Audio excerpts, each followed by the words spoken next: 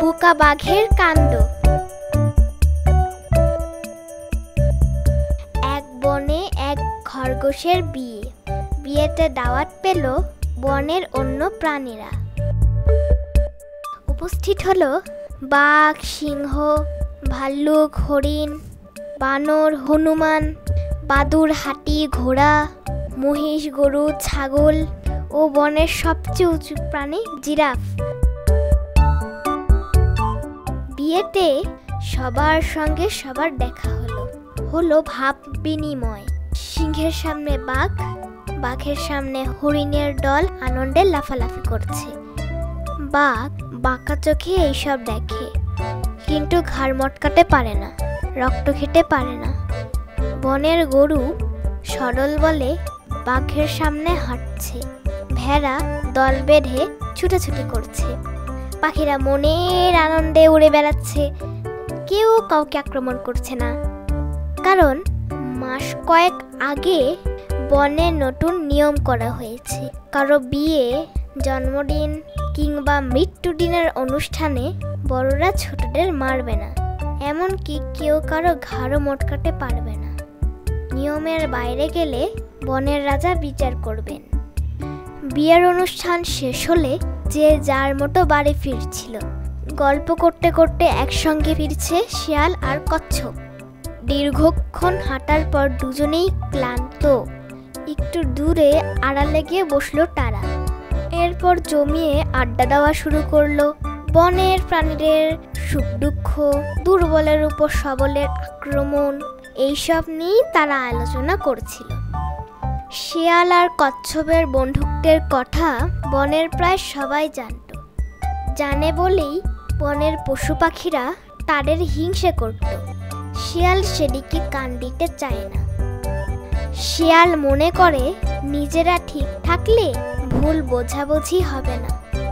শিয়াল বিশ্বাস করে বনে এরকম বন্ধুত্ব আরও থাকা দরকার, তাহলে সবার মাঝে শান্তি ফিরবে। কারণে অকারণে কেউ কাউকে মারবে না, দুর্বলের উপর ঝাঁপিয়ে পড়বে না, সবার মাঝে ফিরে আসবে শান্তি শৃঙ্খলা। শিয়াল আর কচ্ছপ গভীর আলোচনায় মগ্ন। দূর থেকে দেখছে এক বাঘ। বাঘ খুবই ক্ষুধার্ত। বাঘ ভাবছে এবার অন্তত ক্ষুধা মিটবে। বাঘ নিঃশব্দে এগিয়ে আসে সামনের দিকে। তা দেখতে পায় শিয়াল। এমন বিপদের কথা কচ্ছপকে না জানিয়ে শিয়াল কেটে পড়ে। দূরে গিয়ে সামান্য আড়ালে বসে থাকে সে, আর মুখ বের করে বাঘের তামাশা দেখে। কচ্ছপ ধীর পায়ে হাঁটছে, কিন্তু বেশি দূর যেতে পারেনি। বাঘ দৌড়ে ধরে ফেলে। আজ কচ্ছপ খেয়েই ক্ষুধা মেটাবে সে। কচ্ছপের মাংস খেতে বেশ মজা, কিন্তু খেতে গিয়ে কোনোভাবেই সুবিধা করতে পারল না বাঘ। কচ্ছপের শরীরের উপরের অংশ খুব শক্ত। বুড়ো বাঘের দাঁতে কুলোয় না। একবার মুখে নেয়, আরেকবার বের করে। কচ্ছপের চোখ জোড়া কোটরের ভিতরে, মাঝের মধ্যে চোখ খুলে মিটমিট করে দেখে। দেখতে দেখতে ভয় পায়। ভয় আরো জড়ো হয়ে আসে। ভেতরের দিকে যায়, বন্ধুকে খোঁজে। বিপদের দিনে বুদ্ধিমান শিয়ালের সহযোগিতা দরকার, অথচ সে আগেই পালিয়েছে। বাঘ চেষ্টা করে যাচ্ছে, কচ্ছপের মাংস খাবেই খাবে। চাইলেই যখন তখন কচ্ছপ মেলে না, তাই বাঘ চেষ্টা চালিয়েই গেল। বাঘের মেজাজ খুব খারাপ। সহযোগিতার জন্য এদিক সেদিক তাকায়, আশেপাশে কেউ নেই। এমন সময় বাঘের কানে আসে কে যেন মামা মামা বলে ডাকছে। বাঘের নজর আড়ালে থাকা শিয়ালের দিকে গিয়ে পড়ে। বাঘ বলে, ভাগিনা, তুমি ওখানে কেন? শিয়াল বলে, মামা যেখানে ভাগিনাও সেখানে। বাঘ বলে, মামা ভাগিনা যেখানে, বিপদ নাই সেখানে। শিয়াল বলে, মামা তুমি এখানে কি করছো? বাঘ বলে, ভাগিনা আমি খুবই ক্ষুধার্ত, সামনেই কচ্ছপটি পেয়ে গেলাম। তাছাড়া কচ্ছপের মাংসে খুবই শক্তি, খেতেও মজা, অল্পতেই ক্ষুধা মিটে। ভাগিনা চাইলে তুমিও আসতে পারো। শিয়াল বলে, আমি এলে তোমার ভাগে যে কম পড়বে। বাঘ বলল, তুমি তো ছোট, পরিমাণে কম খাবে। শিয়াল বলে, মামা আগে বলো এটা খাবো কিভাবে? বাঘ বলল, চেষ্টা করে দেখি, উপায় একটা বের হবেই। শিয়াল বলল, কষ্ট করার দরকার নেই, এটা খাওয়ার উপায় আমার জানা আছে। বাঘ বলল, ভাগিনা জলদি বলো, ক্ষুধায় আমি শেষ, আমার কোনো বুদ্ধি মাথায় কাজ করছে না। শিয়াল বলল, তুমি যে বোকা তা বনের সবাই জানে।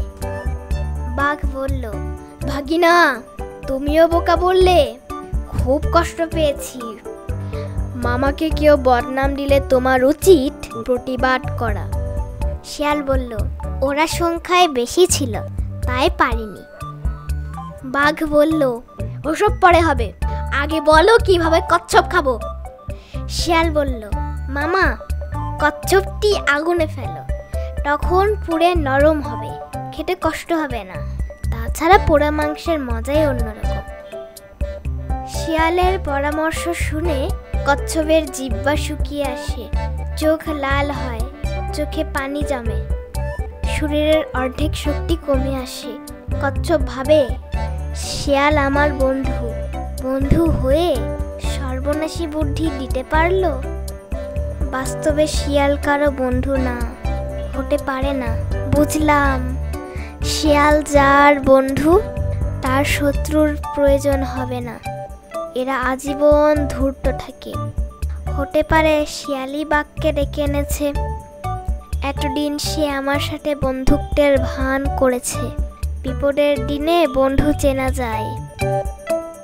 বাঘ বলল, ভাগিনা বনে আগুন পাবো কোথায়? শিয়াল বলল, তাই তো আরেকটি বুদ্ধি বের করি তাহলে। বাঘ বলল, খুবই ক্ষুধা পেয়েছে, তাড়াতাড়ি বুদ্ধি বের কর, আমার আর সহ্য হচ্ছে না। শিয়াল বলল, মামা একে নদীতে ফেলে দাও, ভিজে নরম হবে, তখন খেতে ভালো লাগবে। বাঘ বলল, তোমার বুদ্ধির জবাব নেই, এই বনে তুমি আমার একমাত্র ভাগিনা, বাকিরা শত্রু, না হয় এত ভালো বুদ্ধি কেউ দিল না কেন? বাঘ নদীর পাড়ে গিয়ে দাঁড়ায়, সামনে ডানে বামে একবার করে তাকায়, তাকানোর পর কচ্ছপটিকে নদীতে ছুঁড়ে মারে, কচ্ছপ তলিয়ে যায়। নদীর পাড়ে অপেক্ষা করে বাঘ, কচ্ছপ ভিজে নরম হয়ে এলেই সে খাবে, এরপর ক্ষুধা মিটবে তার। বাঘের অপেক্ষা শুরু হয়, কিন্তু কচ্ছপ আর ফিরে আসে না। চারপাশে সন্ধ্যা ঘনিয়ে আসছে, সূর্য ডুবে যাচ্ছে, পাখিরা ঘরে ফিরছে। বাঘ বসে থাকতে থাকতে বিরক্ত, রাগে ক্ষোভে ফিরে আসে শিয়ালের কাছে, এসে দেখে সেখানে শিয়ালও নেই। বাঘের বুঝতে আর বাকি রইল না, মনে পড়ল শিয়াল আর কচ্ছপের বন্ধুত্বের কথা। বোকা বাঘ মনের দুঃখে আবার বনের দিকে হাঁটতে শুরু করলো।